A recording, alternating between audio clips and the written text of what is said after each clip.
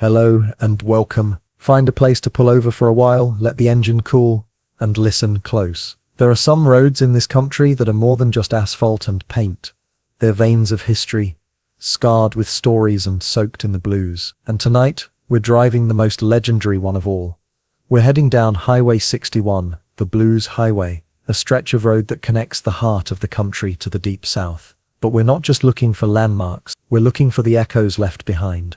The phantom rigs that run silent in the dead of night, the lonely hitchhikers who vanish from the passenger seat, the whispers that ride the radio static between stations. We'll follow a man driving straight into his own family's ghost story, a trucker who inherited a rig with more than just miles on the odometer. So before we turn the key and put it in gear, I want to ask you, what is the one road you would never ever drive alone at night? Let me know your answer in the comments below. And if you enjoy these trips into the strange and the forgotten, please consider giving this story a like and subscribing to the channel. It keeps the fuel tank full and helps our community of story lovers find their way here. And be sure to tell me what kind of tale you'd like me to tell next. A deep woods mystery, a coastal ghost story, a tale of urban legends. I'm always looking for a new map to follow. Alright, the sun is down, the road is calling. Let's ride. Chapter 1. The Scarlet Phantom. The truck was an inheritance of rust, diesel, and ghosts. It sat in the back lot of a dusty Minnesota depot, a 1978 Peterbilt 359, looking less like a machine and more like a monument to a bygone era. Its once vibrant candy apple red paint was faded and chipped, peeling back in places to reveal the dull grey of primer and the angry orange of corrosion. On the driver's side door, barely visible beneath decades of grime, was a hand-painted name in elegant, flaking script: the Scarlet Phantom. This was his father's truck. Jack Riley, 35 years old, and a trucker by trade if not by passion, ran a hand over the cold steel of the fender. He drove a modern, sterile Freightliner with a sleeper cab that was more comfortable than most city apartments, a machine of ergonomic design and computerized efficiency. This Peterbilt was its antithesis. It was raw, mechanical, and loud. It smelled of stale cigar smoke, cracked leather, and something else, something that reminded him of rain on hot asphalt and the metallic tang of old regrets. His father, Big Red Riley, had been a legend on Highway 6, a giant of a man with a booming laugh and a reputation for making impossible runs in impossible weather. He was more myth than father to Jack, a collection of stories told by other drivers at truck stops, a gruff voice on a staticky CB radio, a name in a logbook. 20 years ago, on a stormy October night somewhere deep in the Mississippi Delta, Big Red and the Scarlet Phantom had vanished. No wreck, no note, no trace. They were just gone, swallowed by the road. Now, after the death of the uncle who had raised him, a forgotten clause in a will had passed the truck's title to Jack. It had been found years ago, parked inexplicably and immaculately on a disused service road in rural Arkansas, miles from Big Red's last known location, with the keys in the ignition and a full tank of gas. His uncle had paid to have it towed back north and hidden away, a painful secret he never spoke of. "You gonna fire her up or just stare at her?" a voice rasped. It was Mac, the depot's ancient mechanic, wiping greasy hands on an already blackened rag. "Just paying my respects," Jack said. "Respects don't get that engine turned over," Mac grunted. "Your dad, he loved this rig, said she had a soul, said she remembered every mile she ever drove." Jack pulled himself up into the cab. The leather of the driver's seat was cracked like old parchment, but it molded to his frame as if it had been waiting for him. The dashboard was a landscape of chrome-ringed gauges and heavy toggle switches. He found the keys, as cold and solid as a forgotten promise, still in the ignition. With a surge of something part obligation, part morbid curiosity, he turned the key. The engine sputtered, coughed a plume of black smoke, and then with a roar that shook the very ground, it came to life. The whole cab vibrated with a raw, primal power that Jack's modern truck could never replicate. It felt alive. It felt angry. It was in that moment, with the engine thundering around him, that the idea took root. It was a crazy, irrational thought, the kind that only surfaces in the lonely hours before dawn. He wouldn't sell the truck. He wouldn't scrap it. He would do what his father never finished. He would take the Scarlet Phantom on one last ride. He would drive the length of Highway 61, from its bleak northern origins, near the Canadian border, down to the humid, jazz-filled streets of New Orleans. He would drive the Blues Highway, the road that had made his father, and the road that had taken him. Maybe, just maybe, he would find an answer in the endless miles of asphalt. He told himself it was a tribute, a way to say goodbye, but deep down, in a place he didn't like to look, he knew the truth. He was going hunting for a ghost. Chapter 2. Whispers on the Wire. The journey began under a sky the color of a fresh bruise, the flat, grey expanse of the northern plains, stretching out in every direction. The first few hundred miles were a hypnotic drone of humming tires and the Peterbilt's throaty growl. The truck was a beast to handle. The steering had a mind of its own. The brakes were soft, and the gear shift required the strength of a blacksmith. But Jack found a rhythm, a physical dialogue with the old machine. He felt less like he was driving it, and more like he was wrestling with it, taming it mile by mile. As he crossed into the rolling hills, Wisconsin, the character of the road began to change. The landscape grew greener, lush. The highway became a two-lane blacktop that hugged the curves of the Mississippi River. And the truck began to feel different. The first strange occurrence was the radio. It was the original AM/FM deck, a clunky thing with a physical tuning knob. Jack had it set to a country station, but as dusk began to settle, it started to drift. A wash of static would roll in, and then for a moment, a different sound would bleed through. It was the raw, mournful sound of a slide guitar, and a voice so old it sounded like it was dredged up from the bottom of the river. Delta blues, the kind of music his father had lived and breathed. It would play for a few seconds, clear as a bell, then vanish back into static. Jack fiddled with the knob, but he couldn't find the station. It was as if the truck itself was tuning in to a broadcast from another time.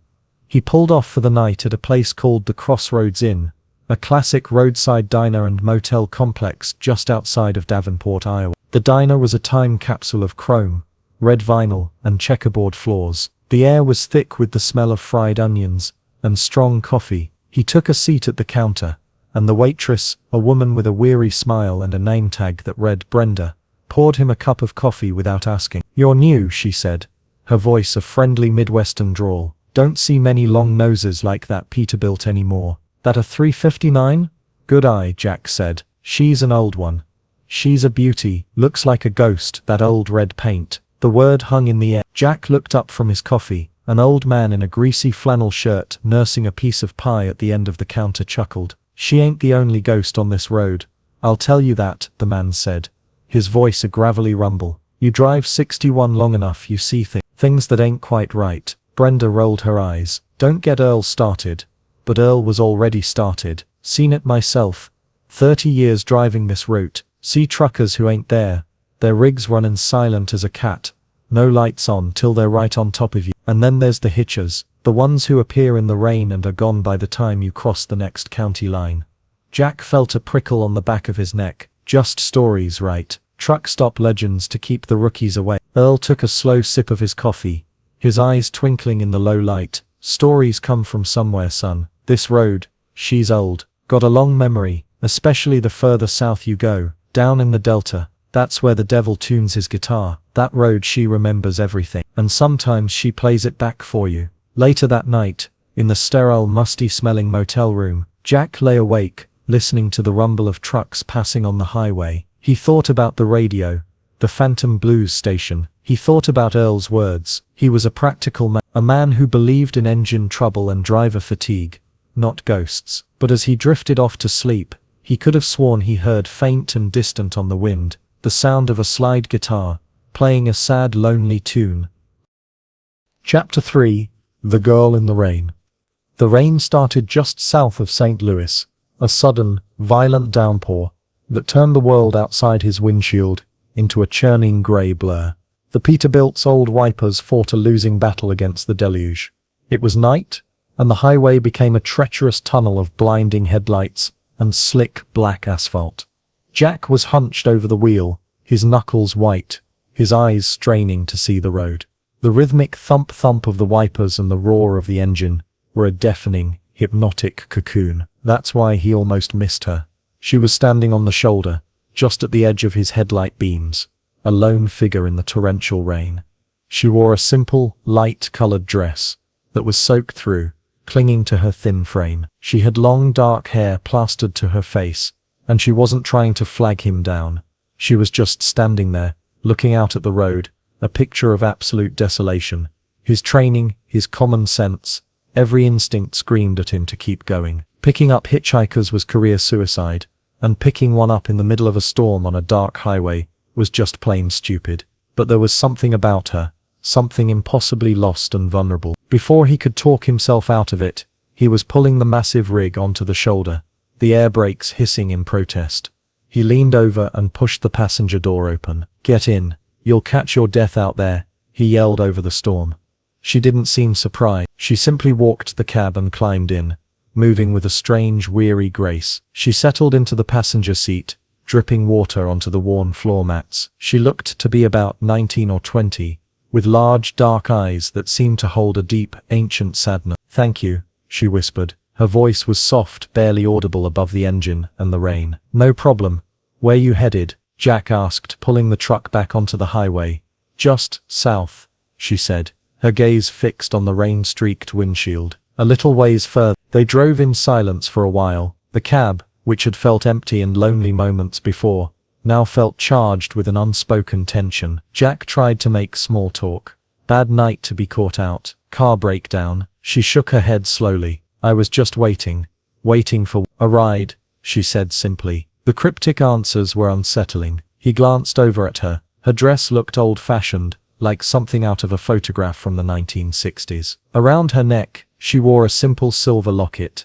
"My name's Jack," he offered. "Eliza," she replied, her fingers tracing the condensation on the window. "It's cold tonight." Jack cranked up the heater, the old fans groaning as they blasted out hot, dusty air. "Better," she nodded, a faint, sad smile on her lips. "My father used to drive a truck like this, a Peterbilt. It was red, too." A chill, entirely unrelated to the storm, traced its way down Jack's spine. "Is that so?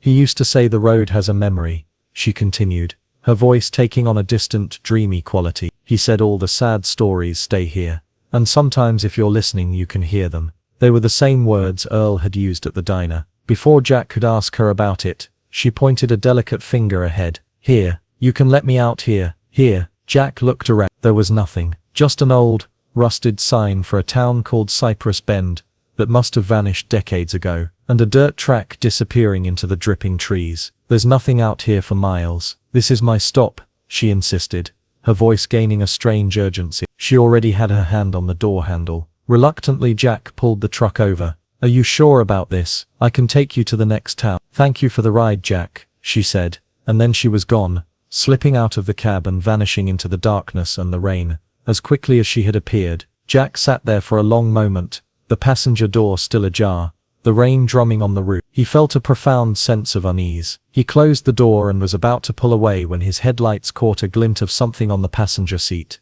It was her locket. The chain must have snapped. He picked it up. It was cold to the touch, unnaturally. He fumbled with the clasp and opened it. Inside were two tiny, faded black and white photographs. One was of a smiling young woman, Eliza. The other was of a handsome young man in an army uniform. On the back, etched in tiny, barely legible script, were the words Eliza and his blood ran cold. He looked out into the storm, but the road was empty. He was alone, but he knew, with a certainty that defied all logic, that he hadn't been. He had just given a ride to a ghost. Chapter 4. The Other Red Rig.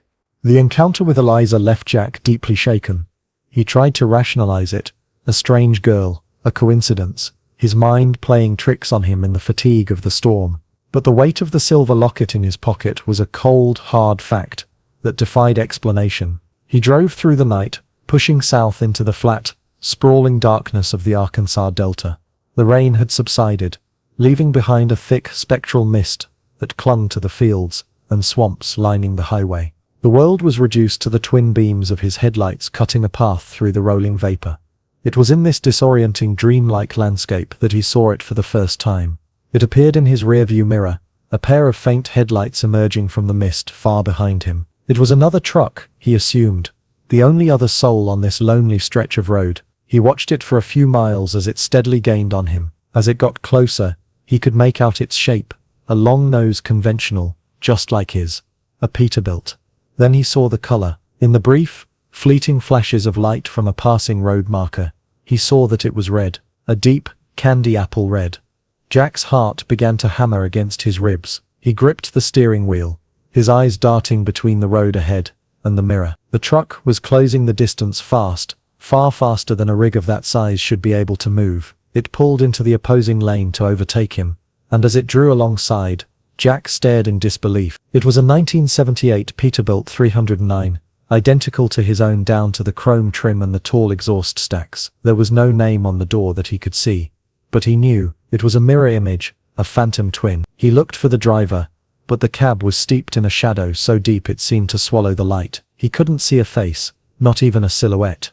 The strangest thing was the sound, or the lack of it. His own engine was a deafening roar, but the phantom rig beside him was utterly, supernaturally silent. It moved with the impossible grace of a shark, gliding through the night without a whisper. For a terrifying minute, the two trucks ran parallel, two scarlet phantoms charging through the misty darkness. Jack's rational mind screamed at him. It was a reflection, a trick of the fog and the lights, but his gut knew better. This was real. Then, the other truck began to pull ahead. It moved with an unnatural speed, its taillights shrinking into the distance. It took an exit ramp that seemed to lead nowhere, a concrete ribbon that curved off into the dense fog-choked woods, and vanished. Jack slammed on his brakes, the truck jackknifing slightly on the damp pavement before he wrestled it back under control. He sat there, his whole body trembling, his breath coming in ragged gasps. The road ahead was empty. The silence that rushed in was more terrifying than the roar of the two engines had been. He knew what Earl the old trucker had meant. He had seen a phantom rig, a silent runner. He looked at the dashboard, at the familiar gauges of his own truck. Had his father seen them? Was this what the road had shown him in his final hours? The truck felt different now, no longer just an old machine.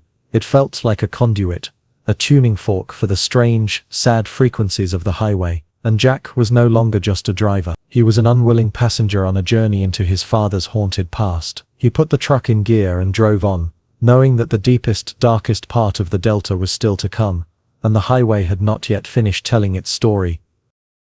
Chapter 5: The Cypress Creek Bridge. The locket and the phantom rig had transformed Jack's journey. It was no longer a memorial drive. It was an investigation. At the next major town, Greenville, Mississippi, he spent a morning in the local library's archives, the musty smell of old paper, a strange comfort after the spectral chills of the highway. He searched for any record of a girl named Eliza who had died on Highway 6. After hours of scrolling through microfiche, his eyes gritty with fatigue, he found it, an article from a 1968 newspaper. The headline read, "Local couple perishes in bridge collapse." The story described how a young woman, Eliza May Collins, and her fiancé James Miller, had died when a section of the old Cypress Creek Bridge gave way during a flash flood. Their car had been swept into the churning waters below, and was never recovered. The article included a photograph. It was the same smiling girl, the same young soldier, from the locket. The Cypress Creek Bridge. Jack knew the name. The old, wooden bridge had been replaced by a modern concrete overpass in the 80s. But according to his old road atlas, the remnants of the original approach roads were still there, overgrown and forgotten. It was less than 50 miles from his current location. He drove with a grim sense of purpose, the afternoon sun casting long shadows across the flat, cotton-stubbled fields of the Delta. He found the turnoff easily, a barely visible dirt track that was almost swallowed by kudzu vine. He parked the Peterbilt, its red paint looking garish and out of place against the deep greens and browns of the swamp. The air was thick, humid, and alive with the buzz of insects. He followed the old, cracked asphalt road on foot, the trees forming a dense canopy overhead. After a 10-minute walk, he came to a clearing. Before him were the stone pylons of the old bridge, standing like broken teeth on either side of the muddy, slow-moving creek. A large section in the middle was gone, leaving a gaping hole. This was the place. This was Eliza's stop. As Jack stood there, a cold spot formed in the humid air around him. The buzzing of the insects faded, and a profound silence fell over the swamp. He felt it before he saw it, a presence. He turned, and there, standing at the edge of the woods, was the phantom Peterbilt. It was semi-transparent, shimmering in the afternoon light, like a heat haze. The silence was absolute, and this time, he could see the driver. It was a large man with a thick head of red hair and a heavy beard. He wore a faded flannel shirt. His face was etched with a deep, sorrowful resignation. It was his father, Big Red Riley. Jack's breath caught in his throat. He couldn't move, couldn't speak. He was paralyzed by a mixture of terror and a heart-wrenching, soul-deep grief. His father's ghostly form raised a hand, not in greeting, but to point. He pointed down, towards the murky brown water of Cypress Creek. Then, the truck and its driver dissolved, fading into the dappled sunlight, as if they had never been there. Shaking, Jack forced himself to the edge of the broken bridge. He peered down into the water. The creek was low, the banks muddy, and there, half buried in the silt and mud near one of the pylons, was a dark, rusted shape. It was the roof of a car, an old one. Suddenly, it all clicked into place, a horrifying, crystal-clear epiphany. His father hadn't just vanished, he had been led here. He had picked up the same ghostly hitchhiker. Eliza wasn't a warning, she was a plea to be found. Jack imagined his father standing on this same spot 20 years ago, a man of action, a man who helped people. He would have tried to do something, call the police, get help, maybe even try to get to it himself. Jack scrambled down the muddy bank. As he got closer, he saw something else in the mud a few yards away from the submerged car. It was larger, red, and almost completely buried. The corner of a truck's cab. His father hadn't vanished, he had crashed, trying to get his rig down the unstable, overgrown service road. The soft, muddy bank must have given way. The Scarlet Phantom had slid into the creek, trapping him, burying him here for 20 years, just yards away from the couple he had been trying to help. The truck they found in Arkansas, it wasn't the real one, it was its ghost, its echo, parked and waiting for someone to finish the job. A spectral breadcrumb trail. The ghosts of Highway 61 weren't malicious, they were echoes of tragedy, trapped in a loop, searching for peace. Eliza, trying to get someone to find her resting place. His father, trying to guide his son to the Jack stood there, knee-deep in the muddy water, the silence of the swamp pressing in. He had found his father, and he had found his answer. Chapter 6. The Long Haul Home. It took 2 days. 2 days of police, cranes, and grim-faced recovery workers. They pulled the rusted shell of Eliza and James's 1966 Ford Falcon from the mud, and then, with a great, groaning screech of tortured metal, they raised the cab of the Scarlet Phantom from its watery grave. They found his father's remains inside, confirming what Jack already knew. Big Red Riley was officially declared dead, his 20-year-old mystery finally solved. The story made the local news, a tale of a long-lost trucker and an even older tragedy. A piece of highway lore given a final, concrete chapter. Jack stayed until it was over. He watched them haul the wrecked cab away on a flatbed. It was just a piece of rusted metal now. The soul, the ghost, was gone. He climbed back into the Peterbilt he had driven down, the real one, the one that had been waiting in a depot for him. He turned the key, and the engine roared to life, the sound familiar and comforting. He pulled back onto Highway 61 and pointed the nose north. He was going home. The drive back was different. The road was the same, but he saw it through new eyes. The landscape no longer felt menacing or haunted. It felt sad. Every forgotten roadside memorial, every dilapidated barn, every lonely stretch of road seemed to hold a story. The highway was a living museum of memory and loss. He didn't hear the phantom blues on the radio anymore. He didn't see any strange lights in his rearview mirror. The ghosts were quiet. Their work was done. As he crossed the bridge out of the delta, the sun was rising, painting the sky in brilliant hues of orange and pink. He reached into his pocket and pulled out Eliza's locket. He stopped the truck in the middle of the bridge, the road empty in the early morning light. He walked to the railing and looked down at the vast sprawling Mississippi River below. "Rest easy," he whispered, to Eliza, to James, and to his father. He opened his hand and let the locket fall. It caught the morning sun for a brief, brilliant second, a final silver tear before it hit the water and was gone. Jack Riley drove the rest of the way without stopping. He felt a quiet peace he hadn't known was possible. He had gone looking for a ghost, and had ended up finding a father, a hero who had died trying to help someone. He had inherited a truck of rust and diesel, and it had led him to the truth. The road had taken his father, but in the end it had also given him back. The legend of Big Red Riley was complete, and now, so was his son's. The highway remembered everything, and finally Jack understood.